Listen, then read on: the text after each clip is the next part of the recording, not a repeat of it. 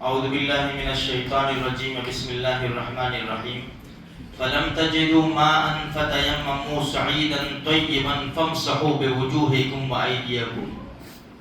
دیکھو گزشتہ کل جو وضو کے بارے میں بتایا اسی آیت کے اندر آگے تیمم کے بارے میں ہے۔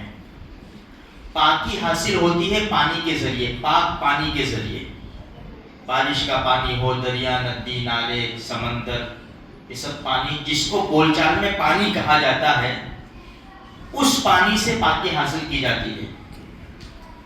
اب پانی نہیں ہے، ایسی جگہ پر موجود ہے کہ اس کے چاروں طرف 1 میل تک تقریباً 1.5 کلومیٹر یا اس سے زیادہ ہوتا ہے، پانی نہیں ہے، یا پانی ہے لیکن جانور بیٹھا ہوا ہے، ڈر لگ رہا ہے۔ جانور بھی نہیں ہے، پانی ہے لیکن اندر ہے، نکالنے کا کوئی سامان نہیں ہے۔ یا تو بیمار انسان ہے، ڈاکٹر نے منع کیا کہ بالکل پانی استعمال تم نہیں کر سکتے، تو ایسی شکل میں اگر انسان ناپاک بھی ہو جائے، بعض مرتبہ انسان بیمار ہوتا ہے، ہیوی دوائی کھاتا ہے تو اس کو حاجت بھی ہو جاتی ہے نہانے کی، تو اب ایسے حالات میں کیا کریں؟ یا وضو کرنا ہے، نماز کا وقت جا رہا ہے، تو شریعت ہماری بہت آسان ہے۔ بھئی پانی نہیں ہے یا استعمال نہیں کر سکتے مجبوری کی وجہ سے، تو ایک طریقہ بتایا کہ فَلَمْ تَجِدُوا مَاءً فَتَيَمَّمُوا صَعِيدًا طَيِّبًا۔ اگر پانی تم نہیں پاتے تو پاک مٹی سے تم تیمم کرو۔ اور بتایا تیمم صرف 2 چیزیں ہیں بس، جیسے حدیث میں ہے التیمم ضربتان، ضربۃ للید، ضربۃ للوجہ، ضربۃ للید۔ بھئی تیمم کیسے کریں گے؟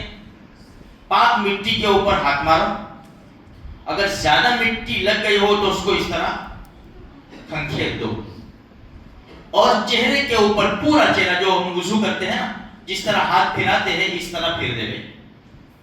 پھر دوسری مرتبہ پاک مٹی پر ہاتھ مارے، زیادہ مٹی لگ گئی وہ کھنکھیل دے۔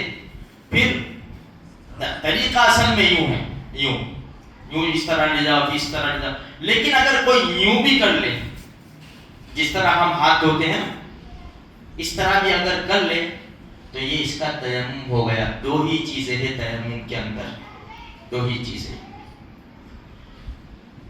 اب چھوٹی اس کو حاجت ہو پاکی کی یا بڑی حاجت ہو، یعنی اس کو وضو کی ضرورت ہو یا غسل کی ضرورت ہو، غسل کی حاجت ہو گئی، پانی نہیں ہے یا پانی استعمال نہیں کر سکتا، تو یہ 2 چیزیں کر لے گے پاک مٹی کے ذریعے تو اس کا تیمم ہو جائے گا۔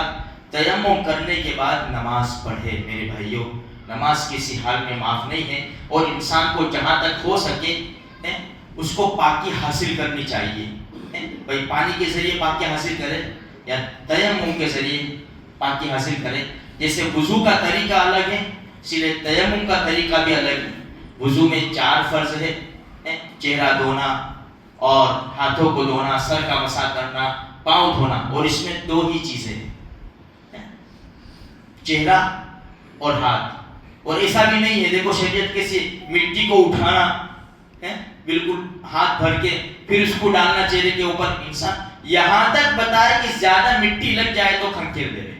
تو میرے بھائیوں دیکھو یہ مسائل ہے، خصوصاً نوجوانوں کے لیے ضروری ہے۔